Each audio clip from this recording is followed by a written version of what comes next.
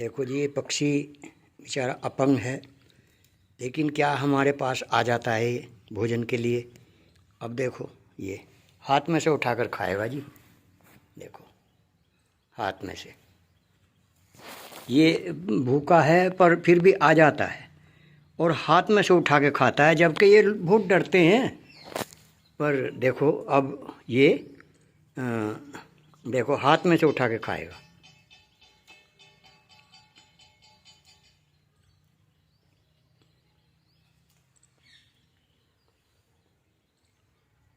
हाथ में से ये प्रेम की धारा होती है। पशु पक्षी जो हैं, मानव से अधिक उनके समझने की वो होती है कि ये अनित करेगा, हित करेगा।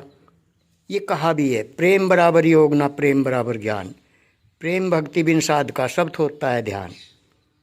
प्रेम छुड़ा दे जगत से, प्रेम मिला दे राम, प्रेम की गति कुछ और है, ले पूछे सतधाम, सत्य धाम जहाँ से वापस नहीं आना पड़ता।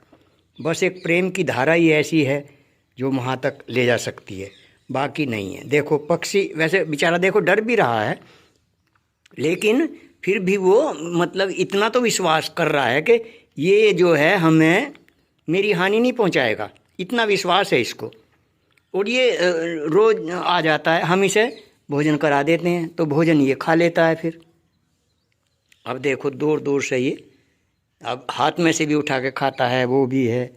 तो अब फिर इस विचार कर रहा है ये आने का, खाएगा। ले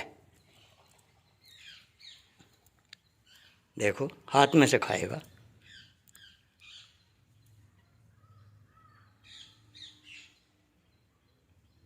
ये पक्षी बड़े एक वो होते हैं, इनकी सोचने की समझने की शक्ति बहुत अधिक होती है। वैसे तो हमारे ऋषि मुनियों को बहुत बड़ा वो था, पर अब नहीं है। अब क्योंकि साधना ही नहीं करते, ध्यान नहीं करते, कोई कुछ नहीं करते।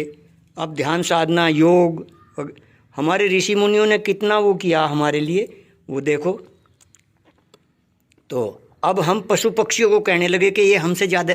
देखो एक पक्षी वो आया, वो कुछ थोड़ी दूरी पे आ जाएगा वो भी। देखो ये नीचे है, ये नीचे खड़ा है उस पे, ये करवे के पीछे। देखो ये भी आएगा, ये भी खाएगा भोजन। देखो ये आ गया, ये दूसरा, इसके दो पैर है जी, ये भी आ जाता है, ये भी खाता है। देखो ये अपंग है और ये जो है इसके दोनों पैर हैं। ये देखो कुछ वो डर रहा है, पर ये भी आ जाता है, पर इतना नहीं ये जितना ये हाथ में से खा लेता है। वो भी खा लेता है वैसे कभी कभी, पर उसे थोड़ा विश्वास कम हो रहा है।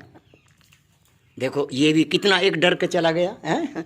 तो ये सब पक्षियों की बात है। पशु पक्षी बहुत एक वे होते हैं समझदार, इनको इनके अंदर वो शक्ति बहुत होती है जो ये समझ जाते हैं कि ये मेरा हित करेगा अनित करेगा। तो बस यही बातें हैं। तो हमें भी ध्यान साधना करनी चाहिए, और ध्यान साधना से वो शक्ति आ जाती है कि जो भविष्य की बातें भी मानव विचार करने लगता है, भूत की बातें भी विचार करने लगता है, उसके अंदर शक्ति है। देखो ये दूसरा पक्षी कुछ दूरी पे घूम रहा है, पर ये भी भोजन के लिए ऊपर ही आ गया था। तो मानव को बड़ा एक विचार के कार्य करना चाहिए और ध्यान साधना अवश्य करनी चाहिए, क्योंकि ध्यान साधना से ही बुद्धि तीव्र होती है और जो भूत भविष्य की बातें जो हैं वे विचार करने लगता है मानव। साधक के अंदर, साधक जो है असंभव को संभव कर देता है जी। साधना के अंदर बल है, पर साधना होनी चाहिए। ये नहीं कि बस वैसी नामचार की कर रहे हैं, वो कर रहे हैं, फिर उससे कुछ नहीं होता जी।